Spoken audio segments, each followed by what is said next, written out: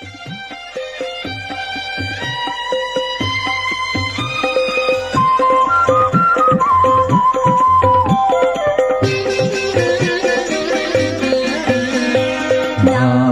गीतं ॐ श्री भगवान् कल्कि रूपं ॐ श्री भगवान् नामं गीतं ॐ श्री भगवान् कल्कि रूपं ॐ श्री भगवान् भुविलो अवतार भुविलो अवतार भुविलो अवतार भुविलो अवतार नामं गीतं ॐ श्री भगवान् कल्कि रूपं ॐ श्री भगवान् नामं गीतं ॐ श्री भगवान् कल्कि रूपं ॐ श्री भगवान्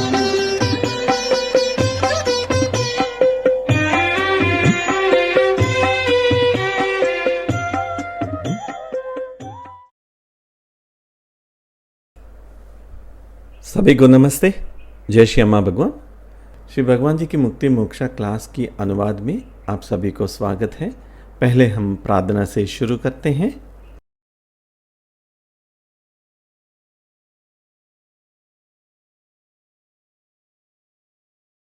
ओम सच्चिदानंद परब्रह्मा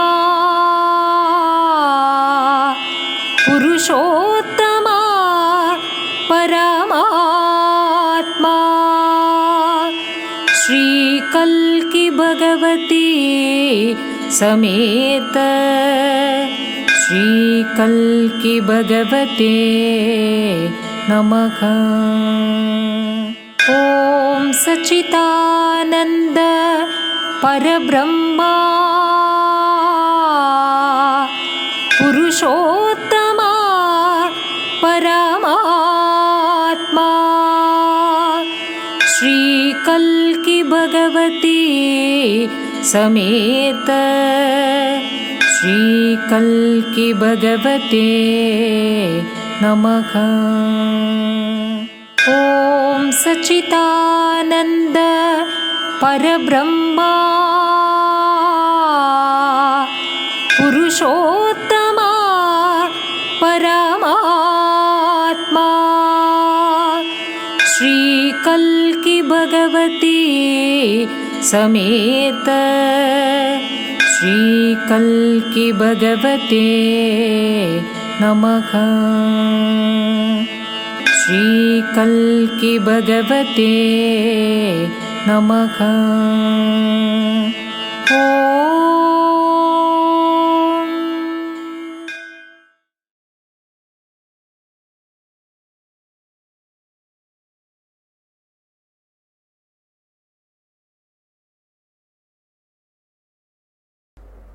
पहला प्रश्न। पाद प्रणाम प्रिय श्री भगवान। कल्कि कौन या क्या है और कल्कि की भूमिका क्या है? धन्यवाद श्री भगवान।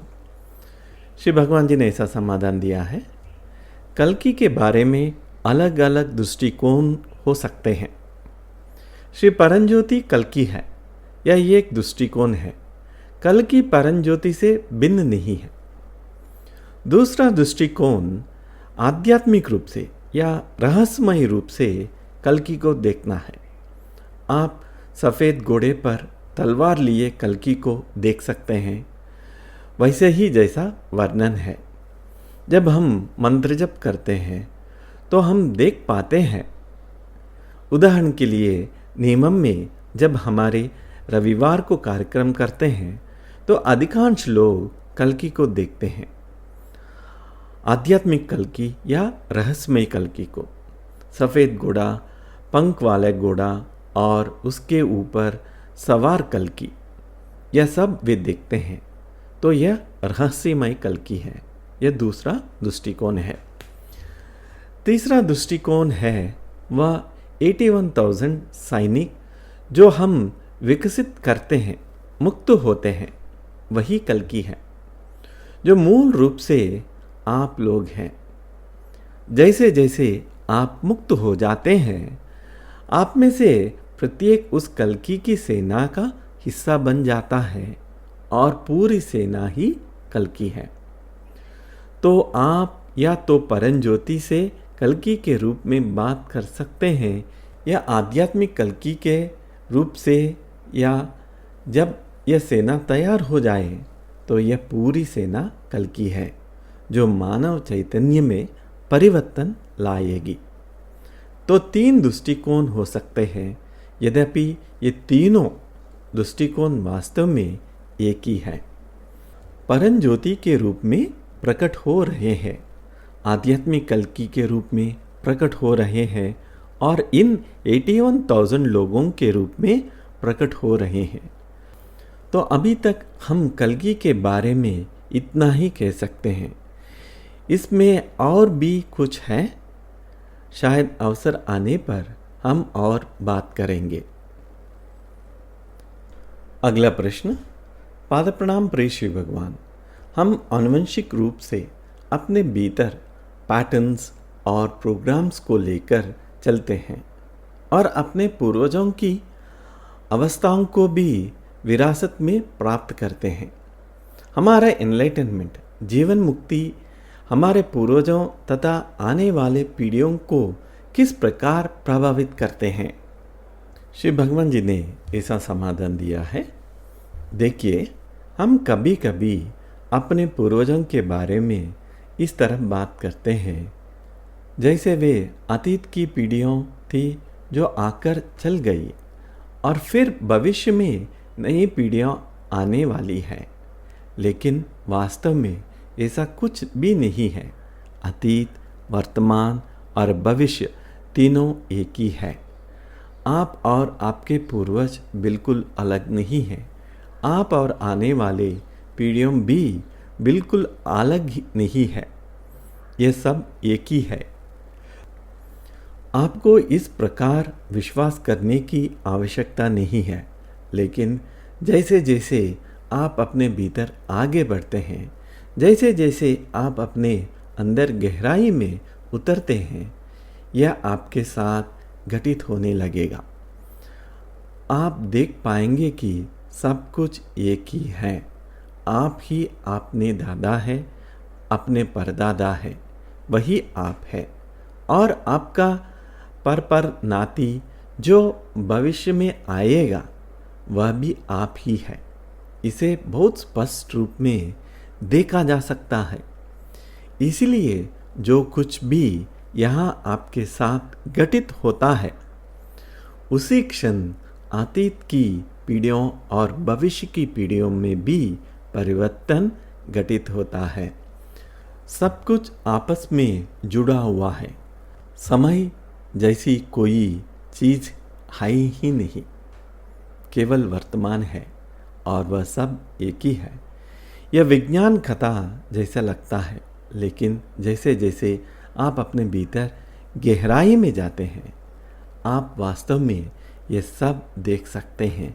वह चैतन्य की एक भिन्न अवस्था है जिसमें यह सब दिखाई देता है। इसलिए जो कुछ यहाँ आपके साथ होता है वही वहाँ उनके साथ होता है, और जो वहाँ उनके साथ होता है वही यहाँ आपके साथ होता है। सब कुछ जुड़ा हुआ है, कहीं कोई अलगाव नहीं है। अलगाव ही वह बड़ा भ्रम है कि हम अलग अलग हैं। वास्तव में हम बिल्कुल भी अलग नहीं हैं।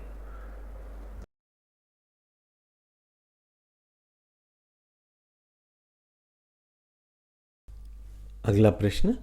पादप्रणाम प्रिय श्री भगवान, कहा जाता है कि यह आपकी कर्मा नहीं है, केवल कर्मा है। तो फिर कोई व्यक्ति किसी विशेष कर्म या वासना को क्यों आकर्षित करता है और कोई दूसरा किसी भिन्न कर्म या वासना को क्यों आकर्षित करता है? श्री भगवान जी का समाधान। देखिए, बस कर्मा ही है, बस वही है। कोई मेरा कर्मा या तेरा कर्मा नहीं है, क्योंकि आप बिल्कुल अस्तित्व में नहीं है। यही बड़ा ब्रह्म है। आपको लगता है कि आप अपनी आंखों के पीछे हैं और आप देखते हैं, लेकिन वह ब्रह्म है जो मस्तिष्क द्वारा बनाया जा रहा है। आप जैसी कोई चीज़ नहीं है, इसलिए ना तेरा कर्मा है ना किसी और का कर्मा या कुछ भी कर्मा है। बस वही, वह सब आकाशिक रिकॉर्ड्स में है। यह कर्मा बैंक जैसा है, वह है। अब इस सब कोशों में क्या हो रहा है, उसे आधार पर तेरे अन्नमय कोश, तेरे प्राणमय कोश, तेरे मनोमय कोश, कर्ममय कोश, ये सारे कोशों की गतिविधियाँ चल रही है। उसके आधार पर आप उस कर्मा को ट्यून करता है जो वहाँ है, और फिर तू कहता है यह मेरा कर्मा है। यह तेरा कर्मा बिल्कुल नहीं है, यह मानव जाति का कर्मा है। बेशक वह मनुष्य जो उस कर्म को बनाने में शामिल था, वही तू ही है। उस अर्थ में यह आप है, लेकिन आप जैसा कोई व्यक्ति बिल्कुल नहीं है। तो यह मानव जाति का कर्म है। हम सब एक है, वह आकाशिक रिकॉर्ड्स में है। यह सब बिल्कुल स्पष्ट हो जाएगा एक बार जब हमारे पास हो। तुम्हें पता है क्या है क्वांटम कंप्यूटर्स? वर्तमान वाले नहीं, जो आगे आने वाले हैं और उन्नत वाले। हम तुझे बता सकेंगे कि ये सब कैसे स्टोर है और कहाँ स्टोर होता है। वह सब आपको समझा दिया जा सकेगा। तो वहाँ से इसे खींच रहा है, तो यहाँ कुछ बदलाव कर आप किसी दूसरे कर्म में स्टोर कर। कुछ अच्छा कर्म तो डाउनलोड कर सकता है, तो ये तेरे ऊपर निर्भर है। ऐसा नहीं है कि आपके पास यह अतीत का जीवन था, अतीत का जीवन या भविष्य का जीवन जैसा कोई सवाल नहीं है। वह है, लेकिन वह तेरा जीवन नहीं है। तो वहाँ बिल्कुल नहीं है, तो तू इस तरह या उस तरह अनुभव करेगा। तो वहाँ बहुत सारा अच्छा कर्म है जिसे तू डाउनलोड भी कर सकते हैं। बहुत सारा बुरा कर्म है जिसे तू बहुत बार डाउनलोड करता रहता है, और फिर आप पीड़ित होता है, जो बिल्कुल बदला जा सकता है। टेलीविज़न सेट पर अलग अलग चैनलों में रिट्यून करके तू चीज़ें बदल सकता है और तू पूरा जीवन बदल सकता है। ऐसा श्री भगवान जी ने समाधान दिया है। जय बोलो ज्ञान प्रदाता श्री परमज्योति भगवान की जय।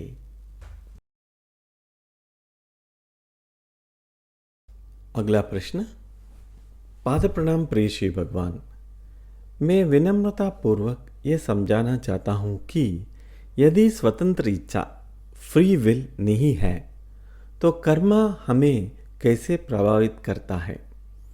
जब स्वतंत्र इच्छा नहीं है, तो हमारे सभी कर्मों से कर्मफल कैसे उत्पन्न होता है? धन्यवाद श्री भगवान। श्री भगवान जी ने ऐसा समाधान दिया है।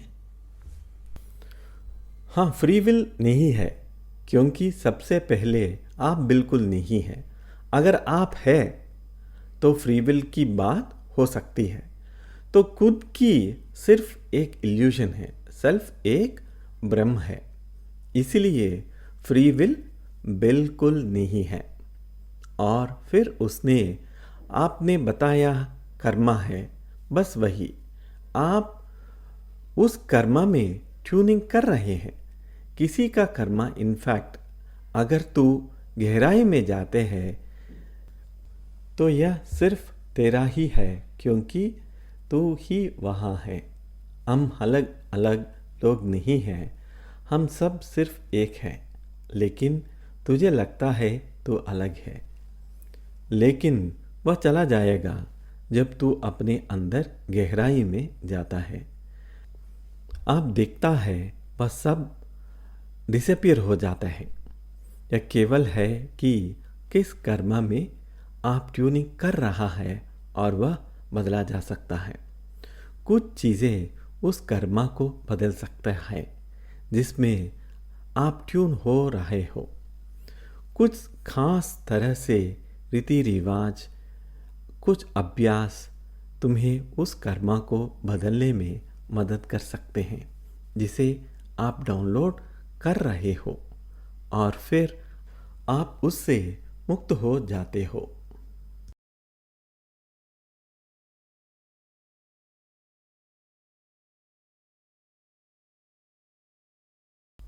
अगला प्रश्न। पाद प्रणाम प्रिय श्री भगवान। तेजी से हो रहे टेक्निक विकासी के इस नए युग में अनेक विकर्षणों से भरी दुनिया में आगे बढ़ने के लिए हम युवा अपने भीतर की दृढ़ता और आंतरिक अग्नि को कैसे विकसित कर सकते हैं? श्री भगवान जी ने ऐसा समाधान दिया है, यही कारण है हम आपको सीइंग की अवस्था में ले जाने का प्रयास कर रहे हैं। एक बार जब आप सीइंग की अवस्था में पहुंच जाओ तो आप किसी भी प्रकार के दबाव को संभाल सकेंगे, किसी भी समस्या को लगभग कुछ भी संभाल सकेंगे। इसलिए हम आपको उन सभी चीज़ों के लिए तैयार कर रहे हैं, सीइंग शुरू करके मदद करके। एक बार वह संख्या बढ़ जाए, अधिक से अधिक लोग स्वतः देखने या सीइंग करने लगेंगे। हम उसी के लिए काम कर रहे हैं, और अच्छी खबर यह है कि दुनिया भर में बहुत सारे लोग अब देख पाने में सक्षम हो गए हैं। बुजुर्ग लोग, पुरुष, महिलाएं, यहाँ तक कि छोटे बच्चे भी देख पा रहे हैं। यह होने लगा है।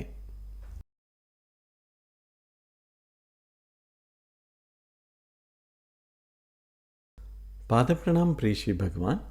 क्या वेदों को समझा जा सकता है? धन्यवाद श्री भगवान। श्री भगवान जी ने ऐसा समाधान दिया है।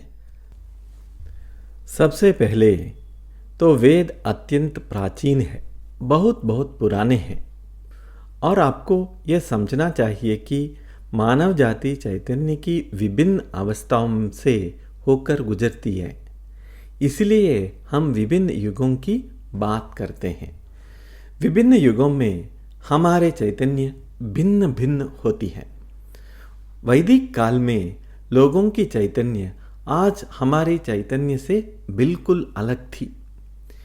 इसलिए जब लोग कहते हैं कि हम वेदों को समझते हैं, तो वे वेदों को अपने वर्तमान चैतन्य के स्तर से समझ रहे होते हैं, और समझने के लिए आपके पास विचार होता है, सिद्धांत होता है, विश्वास होता है, बहुत सारी चीज़ें होती हैं।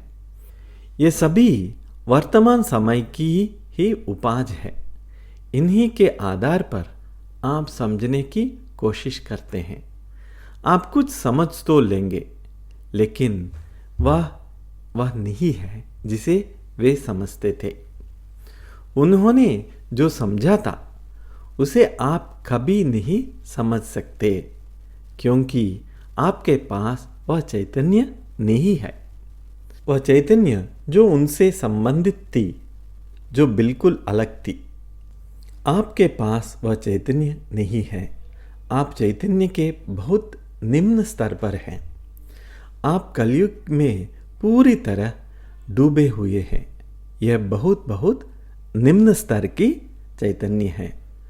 तो इस चैतन्य के स्तर में और अपने सिद्धांतों के साथ, अपने सामाजिक सिद्धांतों, ऐतिहासिक सिद्धांतों के साथ आपके पास बहुत सारे ढांचे, फ्रेमवर्क्स हैं जिनके माध्यम से आप समझते हैं।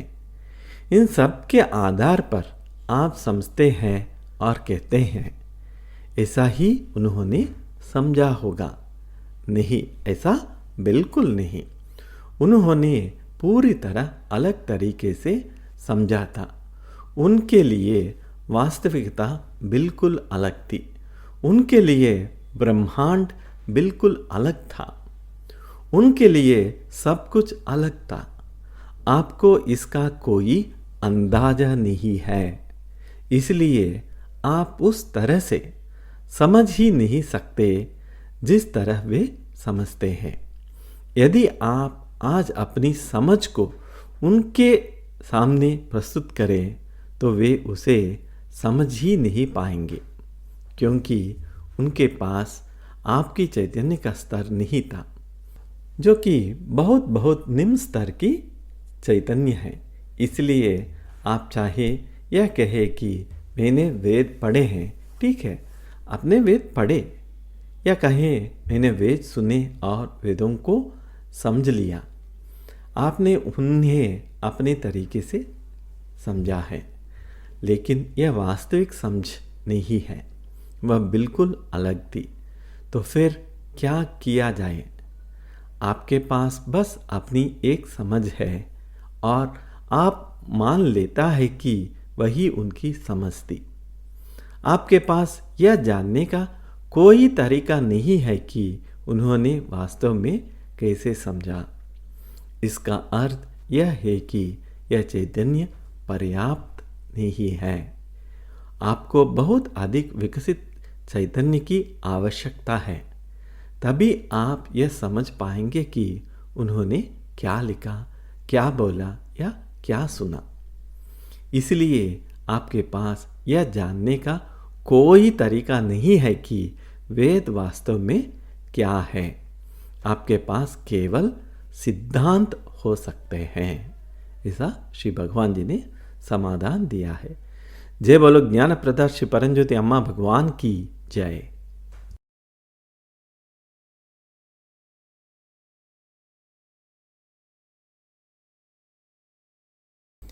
अगला प्रश्न।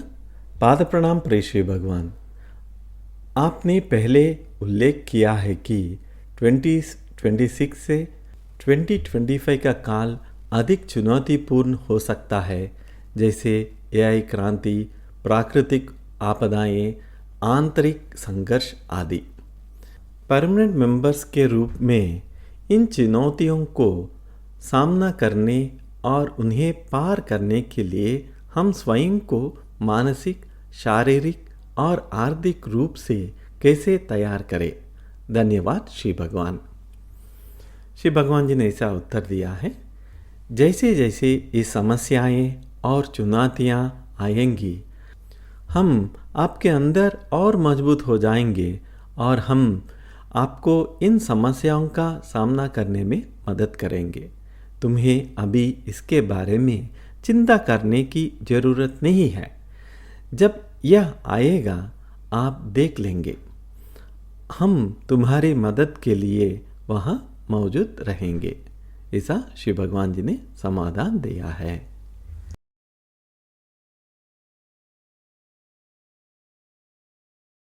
अगला प्रश्न। पाद प्रणाम प्रिय श्री भगवान, क्या श्री भगवान कृपया वर्ष 2026 के लिए निर्धारित संकल्प को समझाएंगे? धन्यवाद श्री भगवान। श्री भगवान जी ने ऐसा समाधान दिया है, हम अब मूल रूप से एक ही चीज़ पर केंद्रित है, वह है आप सबको सीइंग की कला में मास्टर्स हासिल करने में मदद करना। हम सिर्फ उसी पर केंद्रित है और हम उसमें और गहराई में जाएंगे और आज का प्रोसेस भी आपको आर्ट ऑफ सीइंग में मास्टर करने के लिए होंगे। अगले कुछ महीनों के लिए हम यही करने वाले हैं। आपको एक बार उसका अनुभव होंगे तो सभी चीज़ें एक ही रास्ते पे आएंगे, तो वह तुम्हें भी सहायता करेंगे और सभी कठिनाइयों को सामना करने में जो मानव जाति को आने वाले वर्षों में सामना करने ही पड़ सकती है।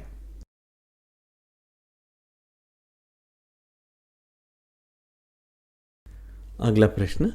पाद प्रणाम प्रिय श्री भगवान, हमने सुना है कि कुछ लोग लंबे समय तक अत्यंत गहन भक्ति की अवस्थाओं का अनुभव करते हैं, फिर भी उनका मन वैसा का वैसा ही बना रहता है। तो क्या एक शक्तिशाली अनुभव वास्तव में मन को प्रभावित करता है या नहीं? कृपया इस विषय में स्पष्टता प्रदान करें श्री भगवान। धन्यवाद श्री भगवान।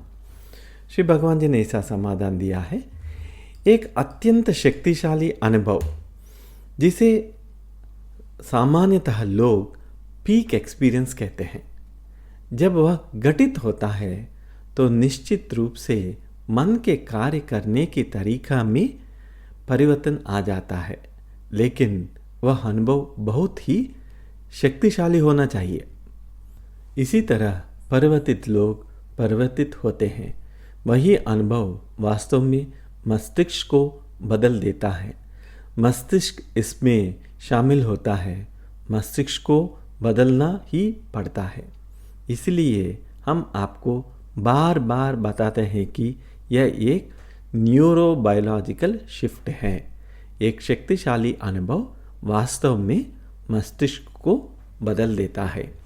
यदि कोई न्यूरो साइंटिस्ट के साथ करीब से काम करे तो हम ठीक ठीक यह पता लगा सकता है कि मस्तिष्क का कौन सा भाग प्रभावित हो रहा है और वहाँ क्या घटित हो रहा है। तो शक्तिशाली अनुभव आपको बदल देते हैं, लेकिन वह अनुभव अत्यंत शक्तिशाली होना चाहिए। इसलिए इसे पीक एक्सपीरियंस कहा जाता है।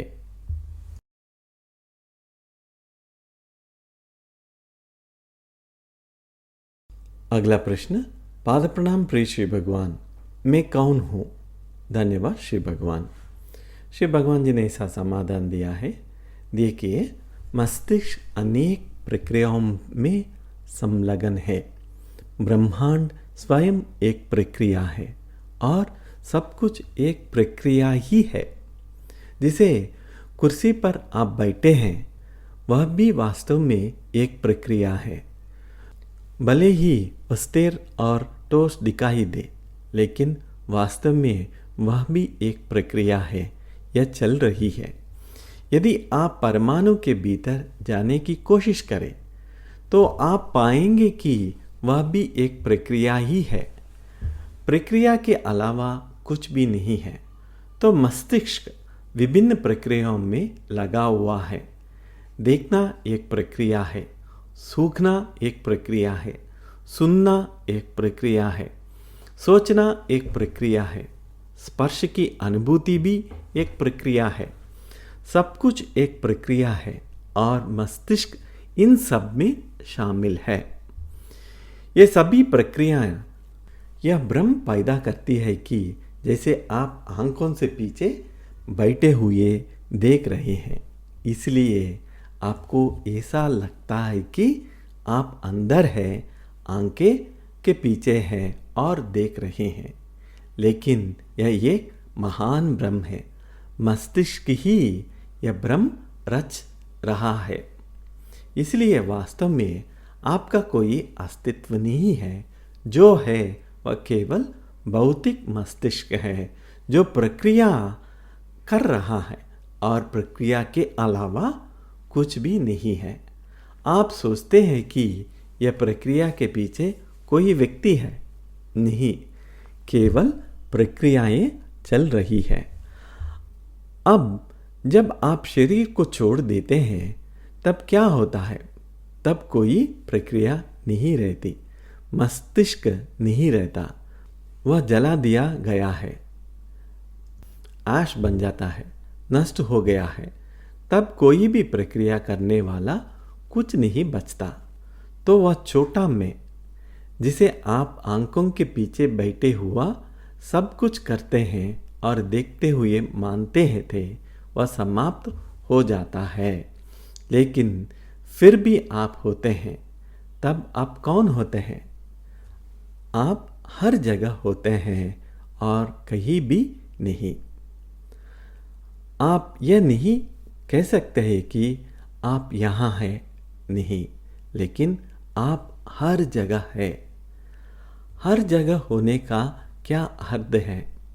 पूरा ब्रह्मांड, कहीं भी आप प्रकट हो सकते हैं और विलीन हो सकते हैं, वही आप है। यह मस्तिष्क ही है जो छोटे मैं का भ्रम पैदा करता है, छोटे आपका। आपको लगता है कि आप छू रहे हैं, क्योंकि स्पर्श एक प्रक्रिया है। प्रतिक्रिया यह भ्रम पैदा करती है कि आप छू रहे हैं। सूखना एक प्रक्रिया है और आपको लगता है कि आप सूख रहे हैं, कि गंध के पीछे कोई है, वहाँ कोई नहीं है। वरना सोचिए, यदि आप अरब लोग हैं तो 8 अरब लोग आत्माएं बनने की फैक्ट्री कहाँ है? कुछ भी पैदा नहीं होता, कुछ भी नष्ट नहीं होता। जो है वह केवल शुद्ध चैतन्य है, वही है और कुछ नहीं। आपकी चैतन्य भी बड़ा आंक है, बिग सेल्फ, वह एकमात्र है। और जब आप सामान्य रूप से मरते हैं तो आप शुद्ध चैतन्य होते हैं, आप वही बड़ी आंक होते हैं, आप परम ज्योति के साथ एक हो जाते हैं।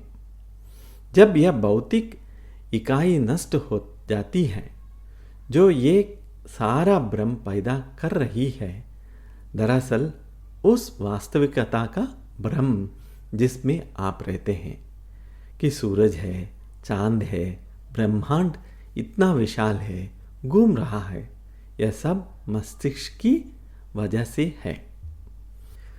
जब आप मस्तिष्क से बाहर हो जाते हैं तभी भी अनुभूति रहती है, लेकिन वह एक अलग प्रकार की अनुभूति होती है। वास्तविकता तब भी होती है, लेकिन वह यह नहीं होती, वह बिल्कुल अलग होती है।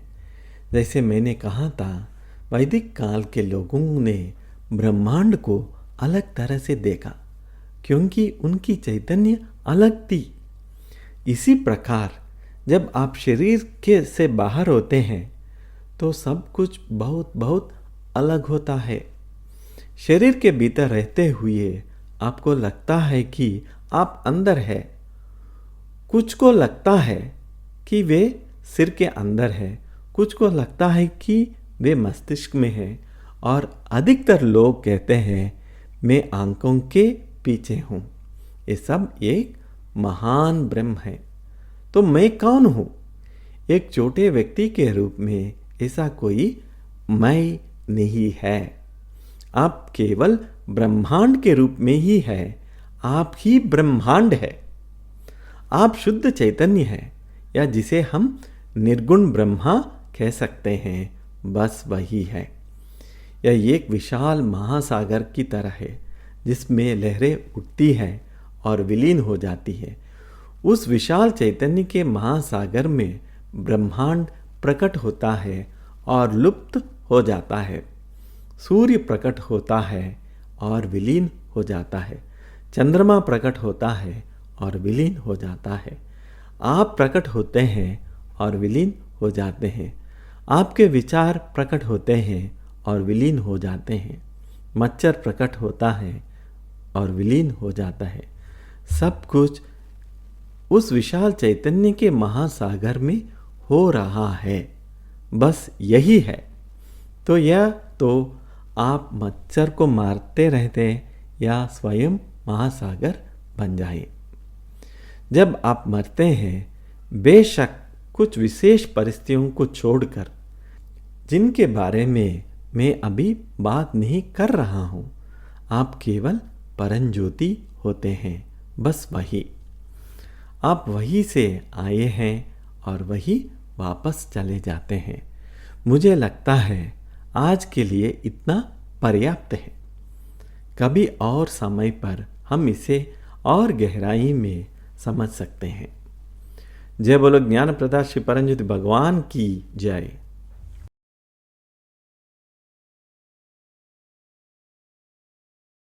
अगला प्रश्न। पाद प्रणाम प्रिय श्री भगवान। श्री कल्कि देवस्थानम के दर्शन करने का सौभाग्य हमें प्राप्त हुआ है। यह हमारे लिए अत्यंत आशीर्वादपूर्ण है। निर्माण की अवस्था में ही वहाँ इतने अद्भुत और गूंजते हुए चमत्कार हो रहे हैं। कृपया श्री भगवान हमें श्री कल्कि देवस्थानम के बारे में विस्तार से बताइए। धन्यवाद श्री भगवान। श्री भगवान जी का समाधान। देवस्थानम के बारे में बात करने के लिए बहुत सी बातें हैं। सबसे पहले तो यह बात कि इसे हमने डिज़ाइन नहीं किया है। आप में से अधिकांश लोग यह जानते होंगे। इसे 600 ईयर्स पहले उड़ीसा के एक योगी ने डिज़ाइन किया था। वे चाहते थे कि इसे बनाया जाए और हमने इसे बनाया। उस स्थान के बारे में सबसे अजीब बात यह है कि यह एक विशेष प्रकार की ग्रिड लाइंस पर बना है और वह भूमि भी हमें एक बहुत ही अजीब तरीके से प्राप्त हुई। वह भूमि हमें एक ऐसा व्यक्ति ने दे दी जो बहुत अमीर नहीं था, बहुत गरीब भी नहीं था, लेकिन आप उसे गरीब कह सकते हैं। वह एक मछुआरा था। वह हमारे पास आया और उसने वह ज़मीन हमें देने की पेशकश की। उस समय हमारे पास वह ज़मीन खरीदने के लिए पर्याप्त पैसे नहीं थे। उसने कहा, नहीं, आप इसे लीजिए, बाद में आप पैसे दे दीजिएगा। लेकिन इससे पहले कि हम उसे ले, एक दूसरे व्यक्ति आए और उसने उस मछुआरों को उस कीमत से लगभग 10 गुना अधिक पैसे देने की पेश की जो वह हमसे मांग रहा था। लेकिन वह व्यक्ति अमीर नहीं था, एक साधारण गरीब आदमी था। फिर भी उसने वह प्रस्ताव ठुकरा दिया। उसने कहा, मैंने आपको अपना वचन दे दिया है, कृपया आप इसे लीजिए। फिर निश्चित रूप से हमने वह भूमि ली और उसे उस राशि से भी अधिक भुगतान किया जितनी पर हमारी सहमत हुई थी। तो यह भूमि स्वयं एक बहुत ही अजीब तरीक़ा से हमारे पास आई। फिर हमने एक बहुत बड़े विशेषज्ञ को बुलाया। मैं उनके नाम नहीं बता रहा हूँ। वास्तव में 2 विशेषज्ञों को बुलाया गया। दोनों ने कहा कि उस स्थान के नीचे एक प्राचीन शिव मंदिर दबा हुआ है। बाद में जब हमने स्थानीय लोगों से बात की तो उन्होंने भी कहा कि एक कहानी है कि बहुत लंबे समय पहले वहाँ एक शिव मंदिर था और उस स्थान का नाम भी तेलुगु में भक्तुल वल्लम है, जिसका अर्थ है कि बहुत पहले वहाँ होम किया जाता थे और लोग बड़ी संख्या में वहाँ आया करते थे। भक्तुल वल्लम। तो उस स्थान के बारे में बहुत सी बातें अजीब है। मैं सब कुछ संक्षेप में कह रहा हूँ। वह वास्तव में एक असाधारण स्थान है। अब हमारा उद्देश्य यह है कि हम इसे धीरे धीरे सक्रिय कर रहे हैं। पिछली बार की तरह नहीं, जब हमने इसे खोलने की कोशिश की थी, उस तरह नहीं, बल्कि बहुत धीरे धीरे। कोई विशेष तारीख या समय सार्वजनिक रूप से घोषित नहीं किया जाएगा कि यह पूरी तरह से सक्रिय हो गया है। यह धीरे धीरे होता जा रहा है, क्योंकि जब भी हम कुछ करते हैं तो कुछ ऐसी शक्तियाँ होती है जो हमारे विरुद्ध खड़ी हो जाती है और बाधा डालने की कोशिश करती है। इसलिए हम यह सब बहुत शांत तरीके से कर रहे हैं। एक बार जब यह निश्चित स्तर से आगे सक्रिय हो जाएगा तो उदाहरण के लिए हम चाहते हैं कि आप देखने की कला, आर्ट ऑफ सीइंग में निपुण हो जाएं। संभव है कि आप वहाँ एक बार आए हैं, वहाँ दीक्षा लें और आप देखने में सक्षम हो जाएं। तब चीज़ें बहुत तेज़ी से घटित होगी, चमत्कार बहुत तेज़ी से होंगे और लगभग 81,000 लोगों के लिए। आप ही लोग, यह सेना, आप सभी को मंदिर से दिन में 2 या 3 बार एक लिंक दिया जाएगा। आप उस लिंक का उपयोग करके देख सकेंगे कि मंदिर में क्या हो रहा है। आपको वहाँ शारीरिक रूप से जाने की आवश्यकता नहीं होगी और घर बैठे टीवी के माध्यम से ऑनलाइन मंदिर में प्रवेश कर सकेंगे, गर्भगृह में जा सकेंगे और वहाँ दीक्षा ले सकेंगे और यह बहुत तेज़ी से काम करेगा। बेशक जब आपके पास समय और ऊर्जा होगी तो आप मंदिर आ भी सकते हैं। अन्य लोग भी मंदिर आएंगे और जाएंगे, लेकिन आप लोगों को एक विशेष लिंक दिया जाएगा सभी M&M मेंबर्स के लिए। यह आप लिंक दिया जाएगा और आपको यह बताया जाएगा कि वहाँ कैसे प्रार्थना करनी है। इस प्रकार धर्म एक बहुत बड़ी छलांग लगाएगा लोगों को उच्च स्तर की चैतन्य की ओर ले जाने में। इस पूरे मूवमेंट का उद्देश्य यही है, मानव जाति को उच्च स्तर की चैतन्य की ओर ले जाना। और यह कौन करेगा? 81,000 ये सेना है। जैसे जैसे वे उस अवस्था को प्राप्त करेंगे वो मानव जाति को भी उच्च स्तर की चैतन्य में ले जा सकेंगे। वर्तमान में हम चैतन्य के बहुत निम्न स्तर पर है, यह कलयुग है, लेकिन अब दोनों कुछ समय तक साथ साथ चलेंगे। कलयुग धीरे धीरे लुप्त हो जाता जाएंगे और साथ ही कुछ नया भी प्रवेश करेगा और यह सेना ही इसमें संभव बनाएगी। इस सेना को कल्कि की सहायता भी प्राप्त होगी और यही भी कल्कि है, वही कल्कि जो इस परिवर्तन, इस रूपांतरण को लाएगा। और यदि आप बहुत गहराई में जाए तो दोनों एक ही है। तो मंदिर चीज़ों को तेजी से गठित करेगा, इहम में भी और परम में भी। ऐसा श्री भगवान जी ने समाधान दिया है।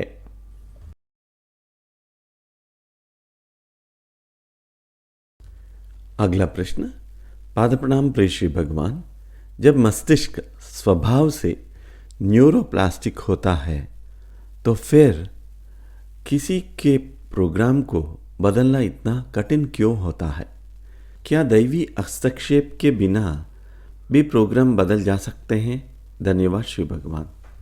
श्री भगवान जी ने ऐसा समाधान दिया है, आप दैवी हस्तक्षेप के बिना भी प्रोग्राम को बदल सकते हैं। इसके लिए कुछ तकनीकी होती है, यदि आप उन्हें अपनाए तो आप बदलाव कर सकते हैं। लेकिन दैवी हस्तक्षेप का अर्थ है कि यह आसान और तेज हो जाता है, यही अंतर है।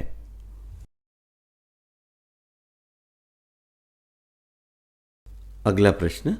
पाद प्रणाम प्रिय श्री भगवान, मस्तिष्क और मन में क्या अंतर है? मस्तिष्क भौतिक है तो मन कहाँ है? धन्यवाद श्री भगवान। श्री भगवान जी ने ऐसा उत्तर दिया है, मैं आपको पहले भी बता रहा था कि मस्तिष्क विभिन्न प्रक्रियाओं में संलग्न होता है। उदाहरण के लिए देखने की प्रक्रिया, सोचने की प्रक्रिया, सूंघने की प्रक्रिया, स्पर्श करने की प्रक्रिया, ये इन सभी में इंद्रियां शामिल होती हैं। ये सब मिलकर यह भ्रम पैदा करता है कि आप वहाँ हैं। मूल रूप से यह आप होने का भ्रम रास्ता है। इसलिए सोचना भी केवल एक प्रक्रिया ही है। अब इन सभी प्रक्रियाओं को एक साथ हम मन कहते हैं। उस दृष्टि से देखें तो आप मस्तिष्क को मन से अलग नहीं कर सकते हैं। कोई मस्तिष्क नहीं, कोई प्रक्रिया नहीं, कोई मन भी नहीं, यह एक बात है। लेकिन मान लीजिए आप मर जाते हैं, आपका शरीर जला दिया जाता है और ये सब समाप्त हो जाता है, तब भी एक और आयाम होता है जहाँ आप फिर भी देखते हैं, सूंघते हैं, छूते हैं, सोचते हैं, लेकिन वह बिल्कुल अलग होता है। हम अभी उसके बारे में बात नहीं कर सकते, लेकिन उसे एक अनुभव के रूप में दिया जा सकता है, एक आध्यात्मिक अनुभव के रूप में। तो वहाँ सुनना होगा, सूंघना होगा, छूना होगा, ये सब होगा, लेकिन अलग तरीके से। यहाँ मस्तिष्क द्वारा संचालित जैसा नहीं, यह पूरी तरह अलग होता है। उसी तरह वहाँ एक मन भी होता है जो फिर से बिल्कुल अलग होता है। मूल रूप से उदाहरण के लिए, जब आप शरीर से बाहर आते हैं तो शुरुआती कुछ क्षणों में सब कुछ गोलाकार जैसा दिखाई देती है। अभी आप सामने देखते हैं, बाएं देखते हैं, दाएं देखते हैं ऐसा, लेकिन वहाँ ऐसा लगता है कि आप एक ही समय पर ऊपर, नीचे, बगल में, पीछे सब कुछ देख सकते हैं। ऐसा लगता है जैसे आप किसी सुरंग से गुजर रहे हो। असल में कोई सुरंग नहीं होती, लेकिन उस मन में ऐसा प्रतीत होता है। यह मस्तिष्क चीज़ों को अलग तरीके से दिखा रहा होता है।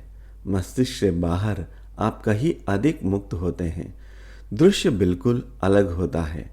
आप एक ही समय में सामने और पीछे सब कुछ देख सकते हैं। इसीलिए ऐसा लगता है जैसे आप किसी सुरंग में फंस हुए हैं। इसी कारण जिन लोगों को NDE नियर डेथ एक्सपीरियंस होता है, वो कहते हैं हम मरे और फिर एक सुरंग से गुजरे, क्योंकि देखने का तरीका पूरी तरह बदल जाता है। तो वह मन कुछ और ही है।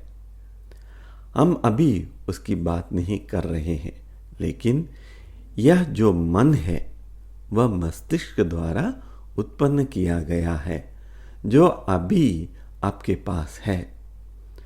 अब आप मरते हैं तो आप कुछ और ही अनुभव करते हैं।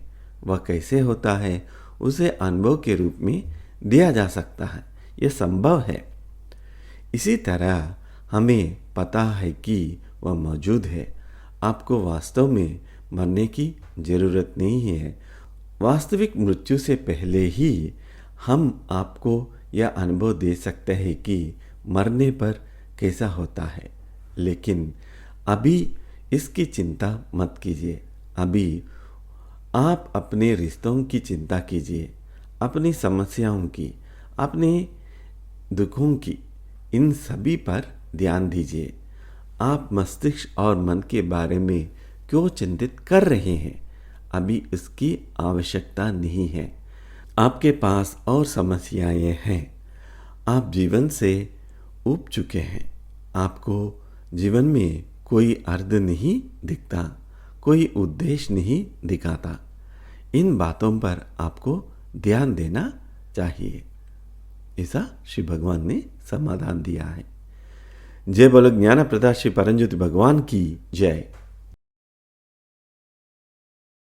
अगला प्रश्न। पाद प्रणाम प्रिय श्री भगवान। 81,000 कल की सेना के सदस्य के रूप में व्यक्ति की मुख्य भूमिका क्या है, या वह कौन सी सेवा करता है? धन्यवाद श्री भगवान। श्री भगवान जी ने ऐसा समाधान दिया है। ये 81,000 की सेना, जैसे जैसे आप मुक्त होंगे और चैतन्य के उन स्तरों में प्रवेश करेंगे, और यह सब आपको साथ गठित होगा। आप दूसरों की सहायता करने में सक्षम हो जाएंगे। उन्हें उनके दुख से बाहर निकाल सकेंगे। आप उन्हें आनंद की अवस्था में ले जा सकेंगे। आप उन्हें देखने की अवस्था में ले जा सकेंगे। ये सब आप कर पाएंगे, और इस प्रकार आप पूरी मानव जाति को आगे बढ़ाने में सक्षम होंगे। ये 81,000 वास्तव में एक मैजिक नंबर है। एक बार जब हम वहाँ पहुँच जाते हैं तो इन 81,000 लोगों में से हर एक को अधिक शक्ति प्राप्त होगी, दूसरों की सहायता करने की शक्ति। इसीलिए यह 81,000 ही कल्कि है। कल्कि का एकमात्र उद्देश्य मानव चैतन्य को रूपांतरण करना है। कलयुग जिसमें आप अभी है, मूल रूप से बुराई से भरा हुआ है। यह कुरूप है, यह भयानक है। आप दुनिया को देखें तो पाएंगे कि यह वास्तव में कुरूप और भयानक है। अच्छी चीज़ों भी मौजूद है। वह इसलिए है क्योंकि दूसरा युग भीतर से प्रवेश कर रहा है, आ रहा है, और यह भयानक युग अभी भी मौजूद है। इसका अंत होना ही है। आवश्यक ऊर्जाओं पृथ्वी पर आ रही है। हमें इन 81,000 लोगों को तैयार करना है। इसके बिना कुछ भी नहीं होगा। यदि पृथ्वी पर ये ऊर्जाएं ना आ रही होती तो हम इस 81,000 को भी तैयार नहीं कर पाते। लेकिन ये ऊर्जाएं आ रही है। हमें इस 81,000 को तैयार करना ही होगा। तभी उनमें मानव चैतन्य को बहुत तेजी से रूपांतरित करने की शक्ति आएगी। वर्तमान समय में चीज़ें काफ़ी अच्छी तरह से आगे बढ़ती हुई दिखाई दे रही है। अगला प्रश्न।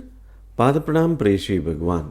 भारत को सांसारिक दृष्टि से महान बनाने के लिए हमें क्या करना चाहिए? श्री भगवान जी ने ऐसा समाधान दिया है। भारत को सांसारिक अर्थों में महान बनाने के लिए हमें अपने युवाओं को सशक्त करना होगा। हमें सभी पाठ्यक्रमों के माध्यम से उन पर काम करना चाहिए। तब वे अत्यंत सफल, अत्यंत रचनात्मक बनेंगे और ऐसे लोग बनेंगे जो असाधारण उपलब्धियां हासिल करेंगे। हमारे पास युवाओं की बहुत बड़ी आबादी है, लेकिन दुर्भाग्यवश उनमें से काफ़ी संख्या मानक पर खरी नहीं उतरती है। वे भटके हुए हैं। साथ ही नशे की समस्या भी बहुत तेज़ी से फैल रही है। यदि यही चलता रहा तो वे जल्द ही पूरी तरह अनुपयोगी हो जाएंगे। इसीलिए हमें युवाओं के लिए कुछ करना ही होगा। यही कारण है कि हमारे सभी युवा कार्यक्रम पूरी तरह निःशुल्क है, लेकिन लोग प्रतिक्रिया नहीं दे रहे हैं।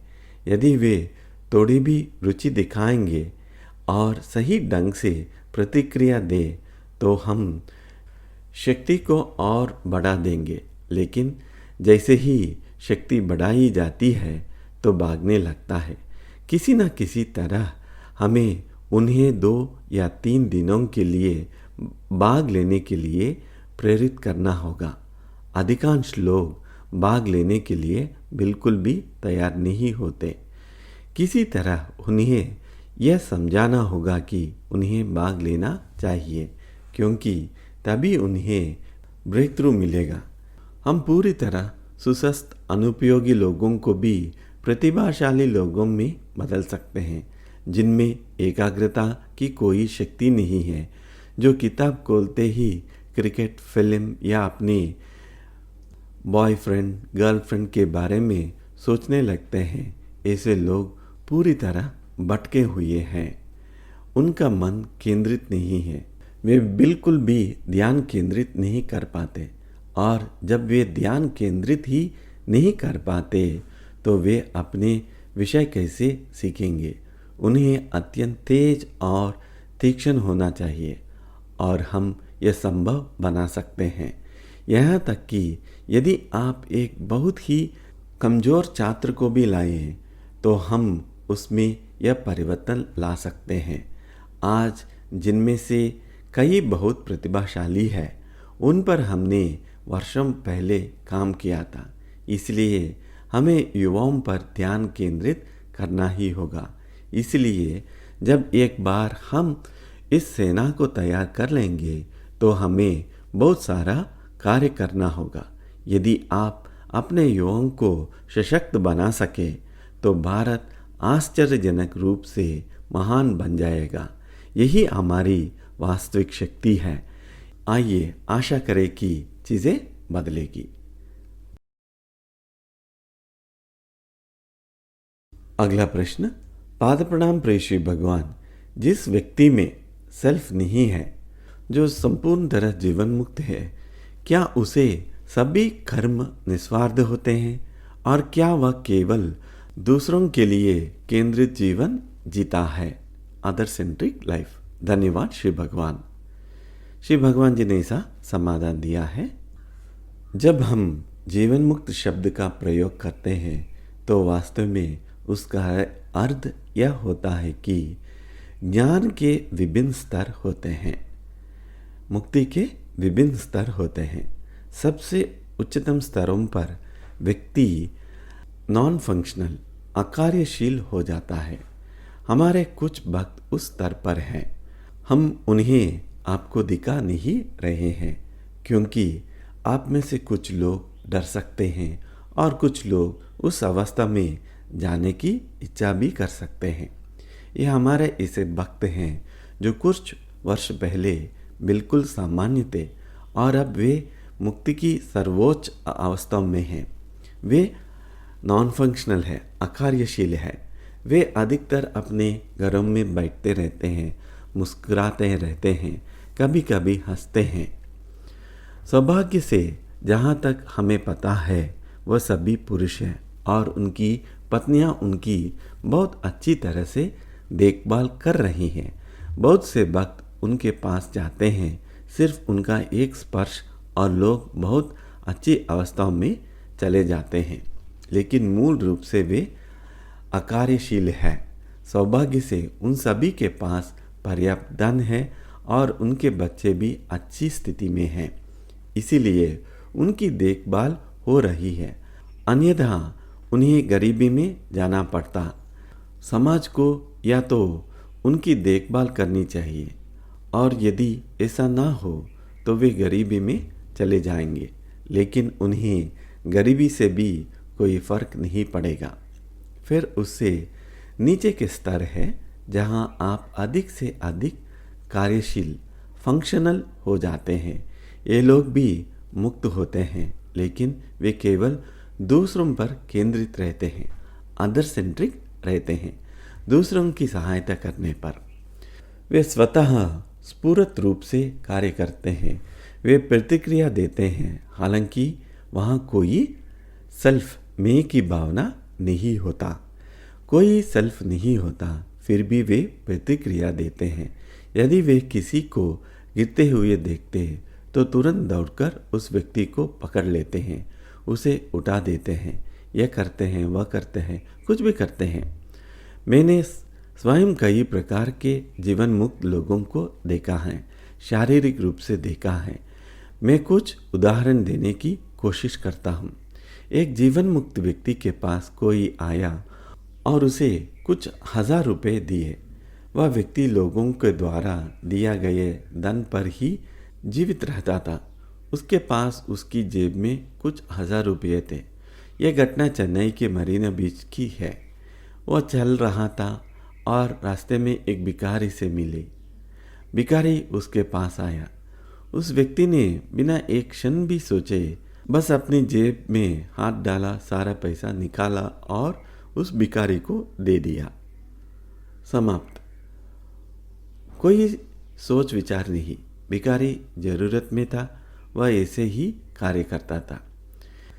एक अन्य अवसर पर वह एक छोटा सा ब्रीफकेस लेकर जा रहा था। वह भी पैसों से भरा हुआ था। किसी ने उसे दिया था। यह घटना बेंगलुरु की है। वह एक महिला भिखारी से मिली। महिला भिखारी आई और उसने बिना कुछ सोचे समझे वह पूरा ब्रीफकेस उसे दे दिया और चला गया। कोई विचार नहीं है, बस ब्रीफकेस दे दिया। यह व्यक्ति जिसने यह देखा वह रोने लगा। वह महिला उसके पैरों पर गिर पड़ी और धन्यवाद कहने लगी। वह व्यक्ति बिल्कुल भी नहीं रुका, सीधे चला गया। वे ऐसा हो सकता है, वे इतने स्वतः स्फूर्त हो सकता है। हम आपको उस स्तर तक नहीं ले जा रहे हैं क्योंकि आपका परिवार है, आपके बच्चे हैं। हम आपको एक निश्चित स्तर तक ही ले जाएंगे, लेकिन जैसे जैसे आप बड़े होते जाएंगे हम आपको ऊपर की ओर धकेल सकते हैं।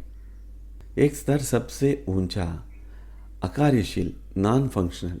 दूसरा स्तर ऐसा है जहां आपको संसार में व्यावहारिक होना पड़ता है, क्योंकि यदि आप सब कुछ दे देंगे तो फिर क्या बचेगा। एक बार क्या हुआ, एक युवक ने नेमम में इस अवस्था को प्राप्त कर लिया। फिर वह आंध्रा गया। वहाँ उसने एक बड़ी दुकान देखी, किराना की दुकान। वह वहाँ बैठ गया और जो भी लोग आए उन्हें सारा सामान मुफ्त में देने लगा। ले लो, आओ ले लो, सब कुछ दे दिया।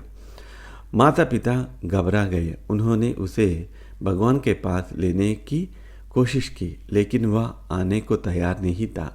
अंत में उन्होंने उसे बांधकर हमारे पास लाया। आपने हमारे लड़के के साथ क्या कर दिया? आज उसने सब कुछ नष्ट कर दिया, सब कुछ बांट दिया। अब हम क्या करें? सौभाग्य से अभी कुछ समय था। हम उसकी अवस्था को थोड़ा उल्ट पाए और उसे वापस उसकी सामान्य समझ में ला पाए। मैंने माता पिता से कहा, कुछ समय तक उसे प्रति सावधान रहिए, फिर शायद वह सामान्य हो जाए। बाद में वह सामान्य हो जा गया। उसकी शादी भी हो गई। लेकिन एक दक्षिण अमेरिका की लड़की इतना भाग्यशाल नहीं था। वह इस अवस्था में चल गया और फिर वह शायद अर्जेंटीना वापस चला गया। वहाँ भी वह इसी तरह व्यवहार करने लगा, सब कुछ बांटने लगा, कोई सेल्फ नहीं। अंत में माता पिता उसे अस्पताल ले गए। वहाँ पश्चिमी डॉक्टर को लैक ऑफ सेल्फ नहीं है के बारे में कोई जानकारी नहीं थी। वे सेल्फ को वापस लाने की कोशिश कर रहे थे। क्या हुआ कि अधिक दवाइयों और झटकों के कारण वह व्यक्ति सब्जी जैसा हो गया। हमें बहुत सावधान रहना पड़ता है। इसी कारण हम पूरी शक्ति से आगे नहीं बढ़ रहे हैं, क्योंकि यदि आप लोग ऐसा देख ले तो आप यहाँ आना ही छोड़ देंगे। आप बहुत डर जाएंगे। इसलिए हम यह सब बहुत धीरे धीरे कर रहे हैं। यदि बहुत से लोग जीवन मुक्त हो जाएं तो ये कोई समस्या नहीं है। सौभाग्य से यह उन लोगों के साथ हुआ कि जिनके पास पर्याप्त धन है। विशेष रूप से उनकी पत्नियां उनकी देखभाल कर रही है। हमें सावधान रहना होगा। हम आपको एक निचले स्तर पर ही रखेंगे, उस स्तर पर नहीं। ऐसा श्री भगवान ने समाधान दिया है। जय बोलो ज्ञानप्रदाता श्री भगवान की जय। अभी तक जितना समाधान आप याद कर सकते हैं आप याद कीजिए। जो कुछ आप याद करते हैं यह आपकी कॉन्शियस में रहेगा। कुछ समय के लिए मनन चिंतन कीजिए या याद कीजिए क्या आपने सुना है।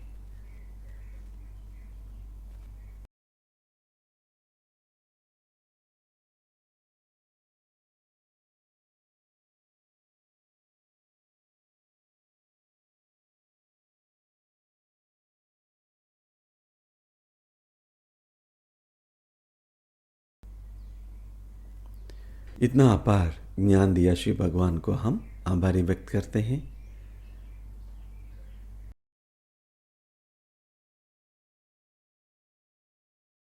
ॐ सच्चिदानन्द परब्रह्मा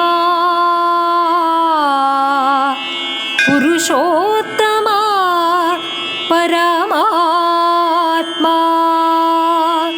श्री कल्कि भगवती समेत श्री कल्कि भगवते नमः। ॐ सच्चिदानन्द परब्रह्मा पुरुषोत्तमा परमात्मा श्री कल्कि भगवती समेत श्री कल्कि भगवते नमः। ॐ सच्चिदानन्द परब्रह्मा पुरुषोत्तमा परमात्मा श्री कल्कि भगवती पार्वती समेत श्री कल्की भगवते नमः। श्री कल्की भगवते नमः। ओम।